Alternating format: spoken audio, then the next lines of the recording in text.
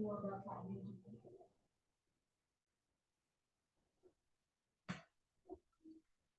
sini saya akan menjelaskan tentang titrasi asam basa.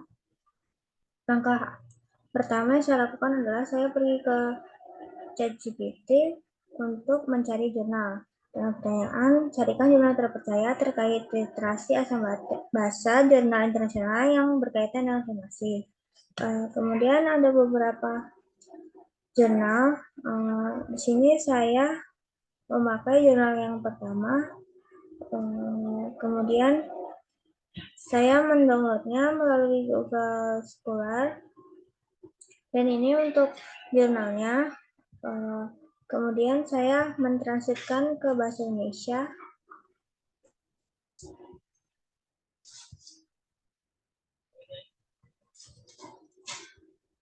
Dengan judul teknik analisis dalam analisis farmasi. Kemudian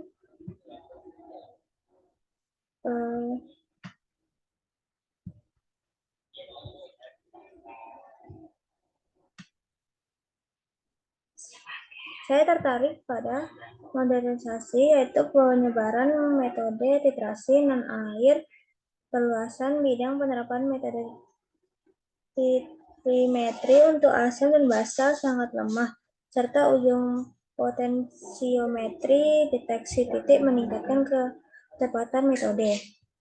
Kemudian saya kembali ke ChatGPT untuk mencari pertanyaan dari hal yang tertarik tadi. Saya memasukkan jurnal yang saya dapatkan dan memberikan pertanyaan, carikan pertanyaan berbobot dari jurnal tersebut.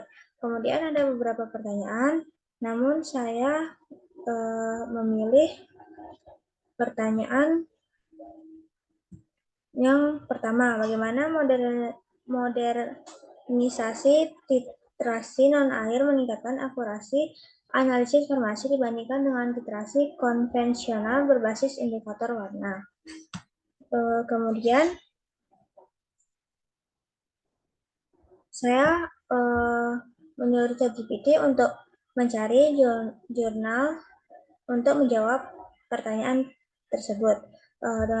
Dengan pertanyaan, temukan jurnal untuk menjawab pertanyaan pertama dan tunjukkan di mana jawaban ditemukan.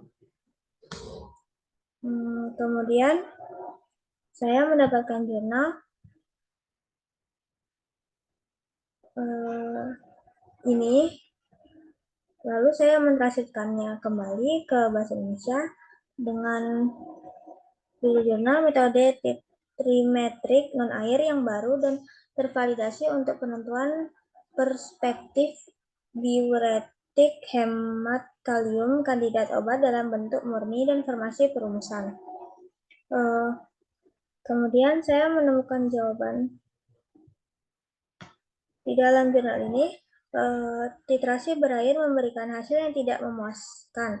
Dengan demikian, berdasarkan sifat basa lemah, per GBI, titrasi non-air dipilih. Metode titrasi non-air yang dikembangkan memiliki linearitas yang sangat baik. Kemudian saya kembali ke ChatGPT untuk memastikan jawaban tersebut.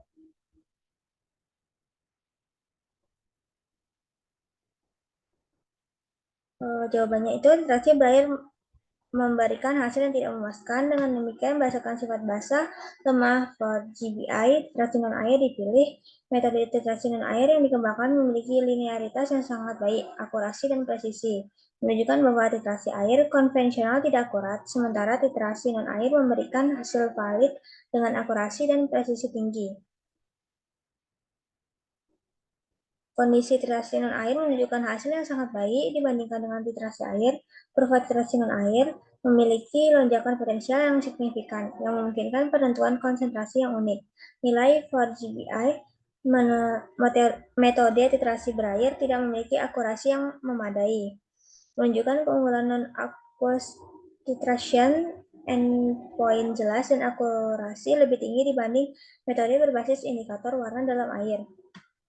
Titrasi non-air menggunakan asam asetat glasial sebagai pelarut dan asam perklorat sebagai titran memenuhi persyaratan utama, cepat, mudah diakses, dan presisi. Menegaskan bahwa modernisasi titrasi non-air memberikan keuntungan praktis dan akurasi lebih baik. Baik, itu saja penjelasan dari saya. Saya akhiri.